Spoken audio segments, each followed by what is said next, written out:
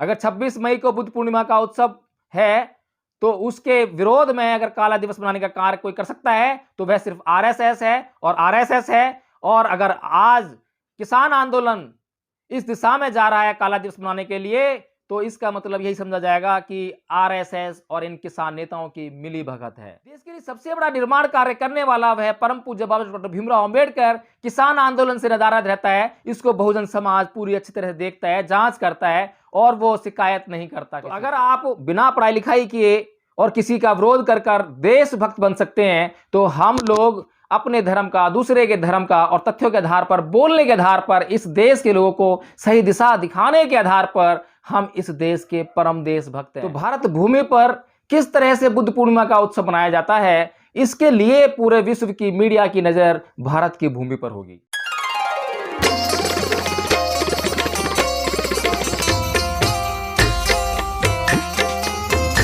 जय भीम, नमो बुद्ध। साथियों, आप सभी को सबसे पहले त्रिविधी बुद्ध पूर्णिमा की हार्दिक मंगल कामनाएं। जैसा कि आप जानते हैं कि आज पूरा विश्व त्रिविधी बुद्ध पूर्णिमा का उत्सव मना रहा है और बड़े हर्षोल्लास से मना रहा है। लेकिन साथियों, इसके साथ ही भारतवासियों के लिए बड़े दुख की बात है कि भारत के लोग, और भारत के वे लोग नहीं जो अनपढ़ हैं, जाहिल हैं, जिनका खबरों से कोई लेना देना नहीं है, दुनियादारी से कोई संबंध नहीं है, बल्कि वे लोग जो विभिन्न गुटों का, विभिन्न वर्गों का नेतृत्व प्रदान करते हैं, जो विभिन्न वर्गों को नेतृत्व प्रदान करने वाले लोग हैं, उनको भी बुद्ध पूर्णिमा के बारे में जानकारी नहीं है। उनको यह जानकारी नहीं है कि आज बुद्ध पूर्णिमा का उत्सव है। साथियों, जैसा कि आप सभी को पता लग गया होगा कि किसान आंदोलन पिछले 6 महीनों से चल रहा है और किसान आंदोलन के साथ इस देश का ही नहीं बल्कि पूरी दुनिया का हर व्यक्ति जुड़ा हुआ है। हर वह व्यक्ति जो उस खेत से जुड़ा हुआ है जहां से किसान उस अन्न को पैदा करके हमारी थाली में परोसता है। तो पूरे विश्व के लोग इस किसान आंदोलन से जुड़े हुए हैं। सभी ने इस किसान आंदोलन को इज्जत प्रदान की है। लेकिन साथियों, दुर्भाग्य से यह किसान आंदोलन कुछ ऐसे नेताओं के हाथ में चला गया है, या उसका नेतृत्व कुछ ऐसे नेता लोग कर रहे हैं जिनका अध्ययन से कोई लेना देना नहीं है, पढ़ाई लिखाई से कोई मतलब नहीं है, अपने इतिहास से कोई लेना देना नहीं है। साथियों, बड़ा आश्चर्य हुआ जब यह पता लगा कि किसानों ने आज के दिन को काला दिवस मनाने के लिए घोषित कर दिया है। साथियों, 26 मई 2021 आज के दिन बुद्ध पूर्णिमा का उत्सव है और हम सभी जानते हैं कि यह प्रकाश उत्सव है। प्रकाश का अंधकार से कोई नाता नहीं है, कोई संबंध नहीं है। अगर कोई संबंध है तो यह संबंध है कि जैसे ही प्रकाश उत्पन्न होता है वैसे ही अंधकार गायब हो जाता है, और जैसे ही अंधकार अपना सर उठाता है प्रकाश लुप्त होने लगता है।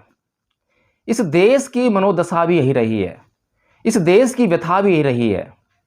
कोई समय था जब यह देश अपने ज्ञान की पराकाष्ठा के कारण विश्व गुरु का दर्जा पाया हुआ था।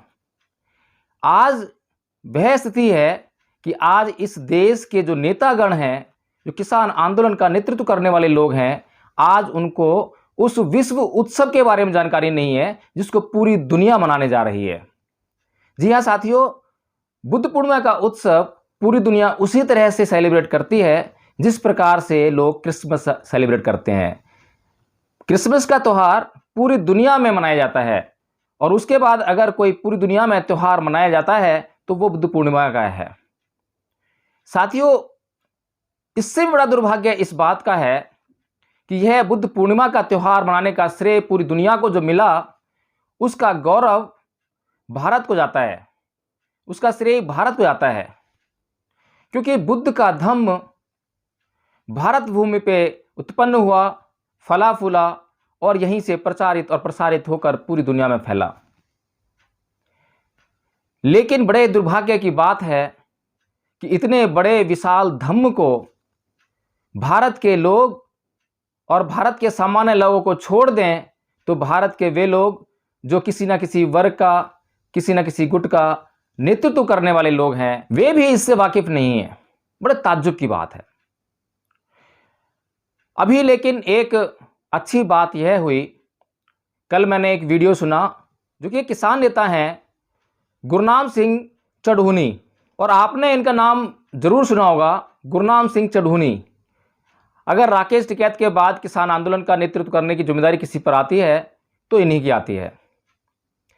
इन्होंने अपने वक्तव्य में कहा, हमने 26 मई को काला दिवस मनाने का तय किया है, लेकिन मेरे पास कुछ लोग आए जो कि बौद्ध समाज से संबंध रखते थे और उन्होंने कहा कि 26 मई को बुद्ध पूर्णिमा का त्यौहार है, इसलिए कृपया करके आप इस दिन को काला दिवस के रूप में ना मनाएं।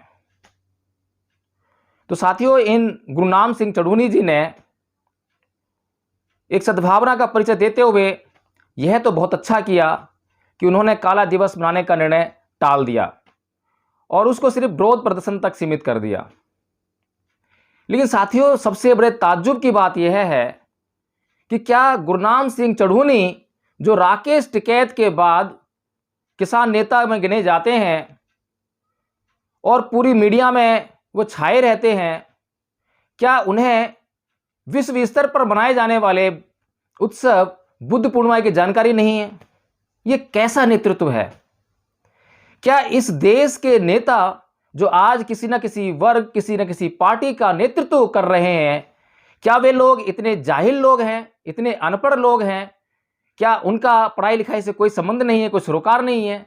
क्या उन्होंने अपने इतिहास की जानकारी बिल्कुल भी लेने की इच्छा ही व्यक्त नहीं की है? या फिर हम ये कहें कि आज का समय ऐसे जाहिल और गवार नेताओं का ही है जो किसी ना किसी तरीके से साम दाम दंड भेद येन केन प्रकारेण सत्ता में आ जाते हैं, नेता बन जाते हैं, या किसी ना किसी गुट का नेतृत्व उनके हाथ में आ जाता है। साथियों, इससे भी बुरी स्थिति किसान नेता राकेश टिकैत जी की है। उन्होंने कल लेट नाइट एक वीडियो या लाइव जो है फेसबुक से किया और उसमें उन्होंने बुद्ध पूर्णिमा की कोई बात नहीं कही और पूर्ववत जिस तरीके से वे काला दिवस मनाने जा रहे थे उसी के बारे में किसानों को समझाने लगे कि किस प्रकार से ये काला दिवस मनाना है। वो जब काला दिवस मनाने के लिए किसानों को समझाते हैं तो वे कहते हैं कि आपके खेत में जितने भी पेड़ हैं सब पे काले झंडे टंगे होने चाहिए, घरों पर काले झंडे होने चाहिए, आपकी बाइक, स्कूटी, कोई भी वाहन है सब पर काले झंडे होने चाहिए। साथियों, ये कोई छोटी मोटी बात नहीं है। आज के दिन पूरे विश्व की मीडिया की नजर भारत के ऊपर होगी, क्योंकि सभी लोग जानते हैं कि अगर विश्व स्तर पर बुद्ध पूर्णिमा का उत्सव मनाया जा रहा है तो यह भारत भूमि से निकलकर वहां गया है। तो भारत भूमि पर किस तरह से बुद्ध पूर्णिमा का उत्सव मनाया जाता है, इसके लिए पूरे विश्व की मीडिया की नज़र भारत की भूमि पर होगी। और जब वे देखेंगे कि भारत के ही लोग काले झंडे लेकर खेतों में, खलिहानों में, मोटरसाइकिल पर, अपने वाहनों पर वे विरोध प्रदर्शन कर रहे हैं, उस विरोध प्रदर्शन में झंडों पर मोदी की फोटो नहीं होगी, बीजेपी की फोटो नहीं होगी, तो क्या मैसेज पूरी दुनिया को जाने वाला है इस विरोध प्रदर्शन से, इस काला दिवस के मनाए जाने से? एक तरफ तो यह प्रकाश उत्सव है, इस दिन बुद्ध को बुद्धत्व की प्राप्ति हुई, और दूसरी तरफ काला दिवस, ये कैसा मेल है? इससे भयंकर बात इस समाज के लिए, इस देश के लिए बिल्कुल भी नहीं हो सकती। जिस बात से, जिस धम्म से, जिस व्यक्तित्व से यह देश गौरव पाता है, आज उसी के दिवस को काला दिवस के रूप में मनाने की ये तैयारी कर रहे हैं। ये कैसा संयोग है? ये कैसा मिलन है? किस तरह से बहुजन समाज अब किसान आंदोलन में जाकर अपनी भूमिका निभाए? किस तरह से वो अपने महापुरुषों का हर समय अपमान होने के बाद भी खून के घूंट पीकर कैसे इस राष्ट्रीय आंदोलन में अपनी भूमिका को निभाए? साथियों, जो नेता आज बुद्ध के इस धम्म के बारे में नहीं जानते हैं, बुद्ध पूर्णिमा के बारे में नहीं जानते हैं, मैं उन्हें यह बता दूं कि बुद्ध का धम्म आज जो लोग नहीं जानते हैं वे सारे बौद्ध थे। ये सरदार जी जो आज ये कह रहे हैं, उन्होंने बहुत अच्छी बात कही, सद्भावना दिखाई, अनजान है कोई बात नहीं, लेकिन ये भी सब एक समय पर बौद्ध थे, क्योंकि सिख धर्म जो है 15वीं शताब्दी में यहां आया। और जो राकेश टिकैत जी जो जाट समुदाय से हैं, बहुजन समाज से हैं, शूद्र वर्ण के हैं, लेकिन गलतफहमी का शिकार हैं, अपने आप को कभी राजपूत कहते हैं, कभी क्षत्रिय कहते हैं, लेकिन कभी किसी ब्राह्मण से अपना वर्ण पता करके देखें तो पता लग जाएगा कि वे शूद्र समाज से हैं, ओबीसी समाज में गिने जाते हैं। तो मैं इन्हें यह बता दूं इनकी नॉलेज के लिए कि आप सभी लोग गलती से गलत काम करने जा रहे हैं, और आप सभी लोगों के पूर्वज एक समय पर बौद्ध थे। इसका मैं उदाहरण इतिहास के झरोके से ही आपके सामने प्रस्तुत करने का प्रयास करता हूं। पूरी दुनिया के सामने एक साक्ष्य है, पूरी विश्व की मीडिया में बहुत बड़ी तादाद में पेश किया गया। जब आपको विदित होगा, याद होगा, तालिबान ने अफगानिस्तान में बामियान में जो बड़ी बड़ी पहाड़ों को काटकर, चट्टानों को काटकर जो बुद्ध की मूर्ति वहां बनाई गई थी, और इतनी विशालकाय मूर्ति को जब तालिबान ने उसका विध्वंस किया था, उसको तोड़ा था, और उसके बाद जब तालिबान ने अमेरिका के 2 ट्रेड टावर को ध्वस्त किया था, तो उसके बाद अमेरिका का अटैक तालिबान के ऊपर हुआ था, और तालिबान को नेस्तनाबूद करने का काम अमेरिका ने किया था। साथियों, मैं आपको ये बताना चाहता हूं, आपको मैं अचंभित करना चाहता हूं, क्योंकि भारत के लोग पढ़ते नहीं हैं, अपने इतिहास को जानते नहीं हैं, अपने इतिहास को जानना नहीं चाहते हैं, क्योंकि वे पढ़ना नहीं चाहते हैं। और भारत की सरकारें कभी भी भारत के लोगों को वो इतिहास बताने का काम नहीं करती हैं, ना उनको स्कूलों में, कॉलेज में वो पढ़ाना चाहती हैं, ना पढ़ाती हैं। साथियों, बामियान अफगानिस्तान में पड़ता है, और अफगानिस्तान आज पूरी तरह से एक मुस्लिम देश है। अफगानिस्तान से पहले भारत और अफगानिस्तान के बीच में पाकिस्तान पड़ता है, और पाकिस्तान भी पूरी तरह से मुस्लिम देश है। और मुस्लिम्स बुत परस्ती के खिलाफ हैं, वे मूर्तियों के खिलाफ हैं, मूर्ति पूजा के खिलाफ हैं। तो बामियान में मूर्ति कहां से आई? और वो भी कोई छोटी मोटी मूर्ति नहीं, इतनी विशालकाय मूर्ति।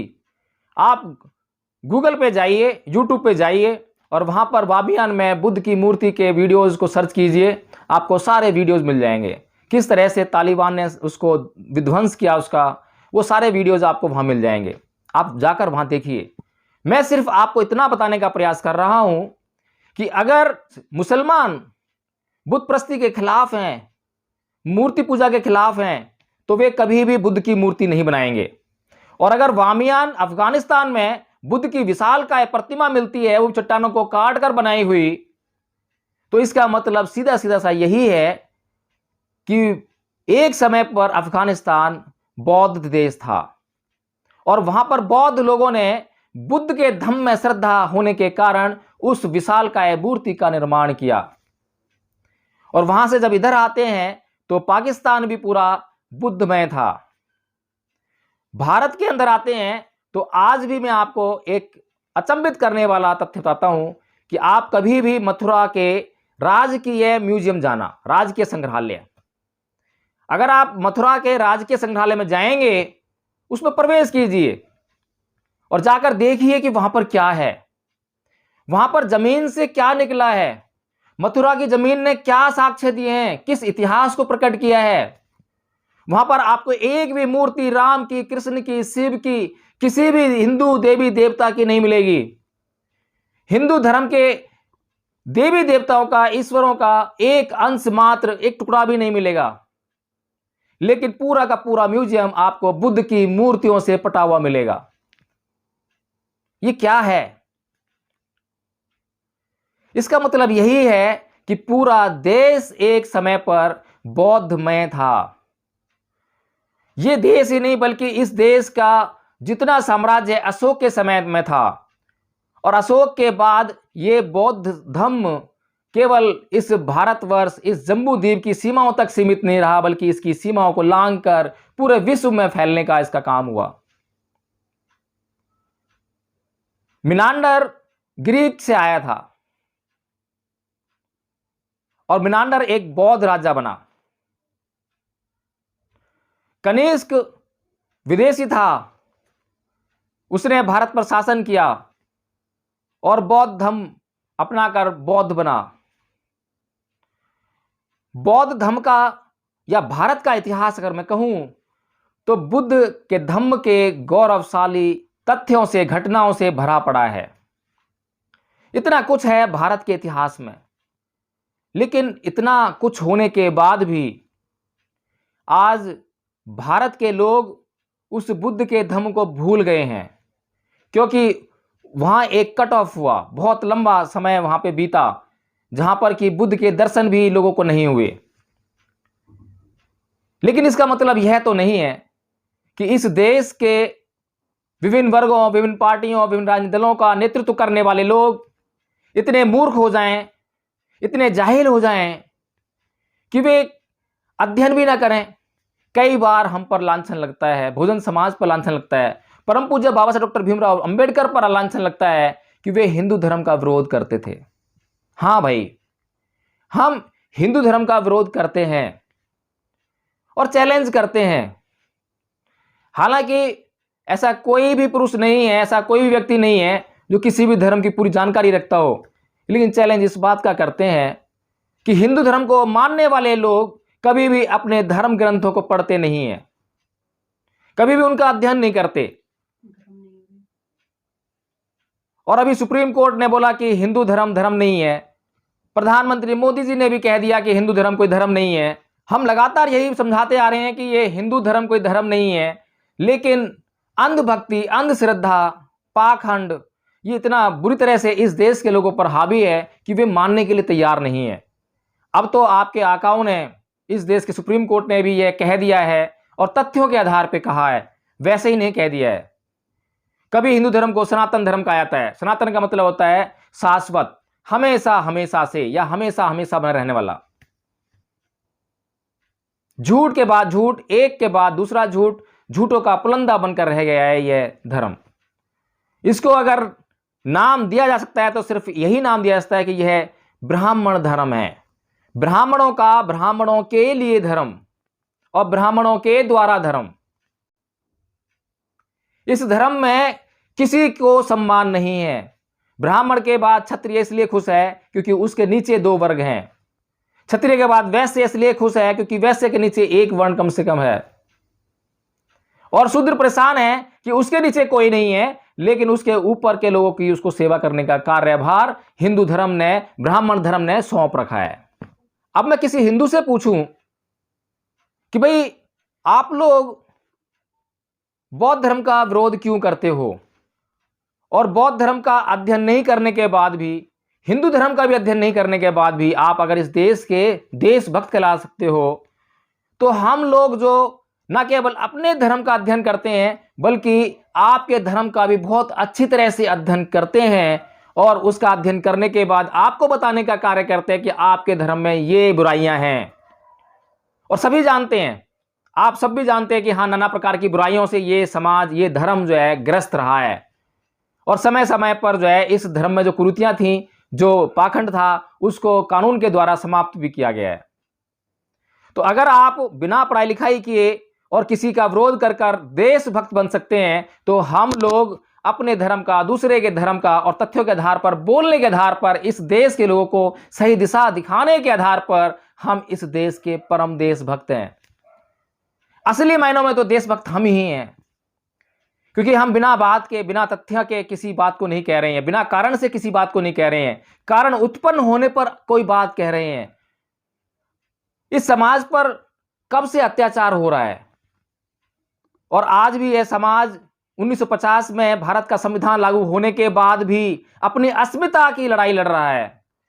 अपने लिए इस समाज में स्थान खोज रहा है, समानता का स्थान खोज रहा है कि हमें कोई सम्मान दे दे। आज भी जब किसान आंदोलन शुरू होता है तो किसान आंदोलन के एक भी बॉर्डर पर, दिल्ली के किसी भी बॉर्डर पर तमाम महापुरुषों की, इस देश के तमाम महापुरुषों की तस्वीरें वहां लगाई जाती हैं। लेकिन इस देश के किसान आंदोलन के नेता यह नहीं जानते हैं कि इस देश को सबसे बड़ी दिशा दिखाने वाला महान पुरुष डॉक्टर अंबेडकर है और उसका फोटो सबसे पहले हर बॉर्डर पर लेना चाहिए। अगर देश के निर्माण की बात करूं तो जो क्रांतिकारी नेता हमारे देश में हुए, भगत सिंह हुए, चंद्रशेखर आजाद हुए, बिस्मिल्लाह खान हुए, राजगुरु सुखदेव हुए, उधम सिंह हुए, इन लोगों ने निसंदेह इस देश के लिए कुर्बानी दी और इस देश के युवा वर्ग को जागृत किया कि तुम्हें कुर्बानी देनी होगी। लेकिन वो कुर्बानी एक तरह से ठीक कही जा सकती है, लेकिन उससे मैं ये पूछना चाहता हूं इस देश के लोगों को, इस देश के लोगों से, कि उस कुर्बानी से देश का निर्माण करने में क्या सहायता मिली? क्या आप अपने जीवन को संकट में डालकर देश का निर्माण कर सकते हैं? क्या आप अपने आप को फांसी पर लटकाकर किसी को बचा सकते हैं? क्या आप अपने आप को फांसी पर लटकाकर अपने मां बहन की इज्जत को बचा सकते हैं? अगर आपको अपने मां बहन की इज्जत को सुरक्षित रखना है, इस देश की अस्मिता को बचाना है, इस देश का निर्माण करना है, तो उसके लिए सबसे पहली जरूरत यह है कि आपको जीवित रहना पड़ेगा। और आपको आपके सम्मान की कीमत पर नहीं, बल्कि अपनी अस्मिता को बनाए रखकर, आपके लिए सम्मान को बनाए रखकर आपको इस देश में जीवित रहना होगा। और परम पूज्य बाबा साहब डॉक्टर भीमराव अंबेडकर ने इस देश में जीवित रहने का कार्य किया, जीवित रहकर संघर्ष करने का कार्य किया। उनके सामने जब उनके 4-4 बच्चे भूख प्यास और दवाई दारू के अभाव में मर गए, तब भी उन्होंने अपने जीवन को, अपने लक्ष्य को नहीं छोड़ा। जब उनकी प्रियतम पत्नी 35 वर्ष की अवस्था में ही 1935 में दिवंगत हो गई, तब भी उन्होंने अपने जीवन और अपने जीवन के लक्ष्य को नहीं छोड़ा और 1950 में इस देश को दुनिया का महानतम लोकतांत्रिक संविधान प्रदान किया। देश के लिए सबसे बड़ा निर्माण कार्य करने वाला वह परम पूज्य बाबा डॉक्टर भीमराव अंबेडकर किसान आंदोलन से नदारद रहता है। इसको बहुजन समाज पूरी अच्छी तरह से देखता है, जांच करता है और वो शिकायत नहीं करता किसी से। किसान नेता शिकायत नहीं करता, वह अपना एक आंदोलन शुरू कर देता है, वह अपना जनसमूह इकट्ठा करता है और बाबा साहेब की प्रतिमाओं को लेकर वहां पहुंचता है। और किसान नेताओं को मजबूरी के बस वह तस्वीर वहां पे लेनी पड़ती है, स्वीकार करनी पड़ती है और फिर उसको वहां लगाने का भी वे काम करते हैं। ये पीड़ा बहुजन समाज की है और ये बहुजन समाज इस पीड़ा को लेकर कब तक वह अत्याचार, जुल्म, सितम सहन करते हुए इनके साथ चलने का काम करेगा? क्या इसी समाज की जिम्मेदारी है कि वह समरसता दिखाए, समानता दिखाए? सब तमाम अत्याचारों को सहन करने के बाद भी, तमाम अपमानों को सहन करने के बाद भी इस देश की महिलाएं मैं भंगी नहीं हूं, मैं भंगी नहीं हूं कहकर जो है इस देश के समाज को अपमानित करने का कार्य करती हैं। ये कहां से आ रहा है? ये संस्कृति अभी तक खत्म क्यों नहीं हुई है? 22वीं सदी में हम कदम रख रहे हैं। अगर 22वीं सदी की महिला यह नहीं जानती है कि भंगी शब्द क्या होता है, भंगी कौन होता है, भंगी शब्द कहने से किसको अपमान होता है या किसी को सम्मान मिलता है, तो मैं ये समझता हूं कि ये देश विद्या के अभाव में अंधकार में डूबा हुआ देश है।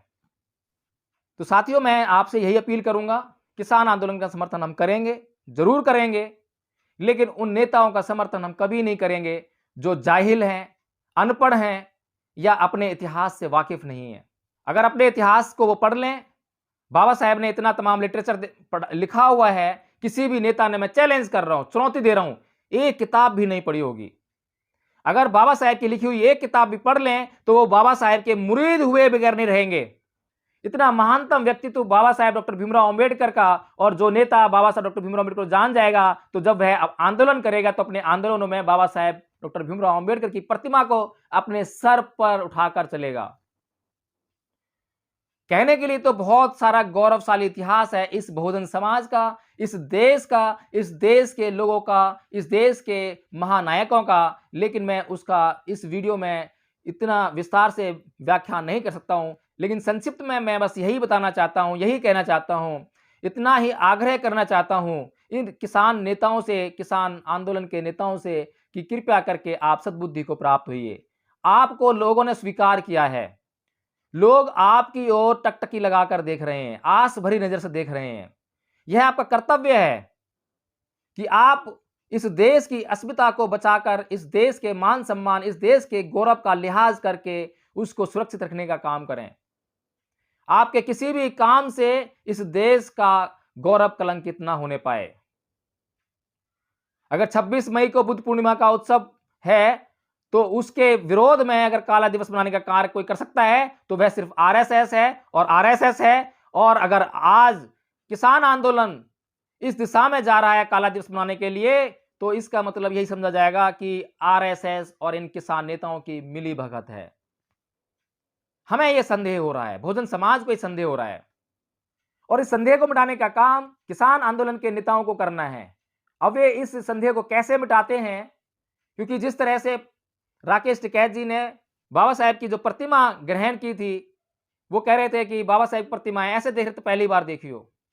मैं उस दिन के बाद ही वीडियो बनाने वाला था। कह रहे थे ये छोटी है, एक बड़ी सी लेकर आओ, मैं अपने घर में लगाऊंगा। क्यों भाई, आप पहली बार मिले हो बाबा साहब डॉक्टर भीमराव अंबेडकर से? इससे पहले आपने कभी देखा नहीं, कभी सुना नहीं, कभी जाना नहीं। अरे मूर्ख किसको बना रहे हो भाई?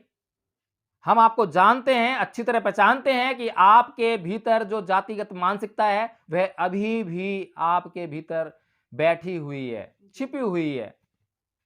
लेकिन हम उसको जानकर भी टिकरी बॉर्डर पर एक जाट महिला जो है क्या बयान देती है, जातिगत बयान देती है, लगातार जातिगत बयान होते हैं। उसके बाद भी बहुजन समाज इस किसान आंदोलन में साथ है। वो सिर्फ इसलिए साथ है कि किसान की जाति नहीं होती है। हालांकि किसी विशेष जाति के लोगों के हाथ में किसान आंदोलन जरूर है, लेकिन फिर भी किसान आंदोलन का समर्थन करने के लिए बहुजन समाज अपने खून का एक एक कतरा बहा देगा, क्योंकि यह लड़ाई इस देश के लोगों की थाली से जुड़ी हुई लड़ाई है, इस देश के लोगों के बच्चों के पेट से जुड़ी हुई लड़ाई है। इसलिए यह बहुजन समाज इस देश का देशभक्त समाज है और इस देश के लिए किसी भी कुर्बानी से कभी पीछे नहीं हटा है। अगर कोई संदेह हो तो परम पूज्य बाबा डॉक्टर भीमराव अंबेडकर की जीवनी एक बार पढ़ लेना, तो आपको एहसास हो जाएगा कि ये बहुजन समाज के लोग तमाम अत्याचारों को सहन करने के बाद भी इस देश के निर्माण में कितने तत्पर रहते हैं और उसके बाद भी कभी शिकायत नहीं करते हैं, कभी किसी से बदला लेने की भावना के तहत कोई कार्य नहीं करते हैं। ना मानो तो उठाकर संविधान देख लो। जय भीम, नमो बुद्धाय साथियों।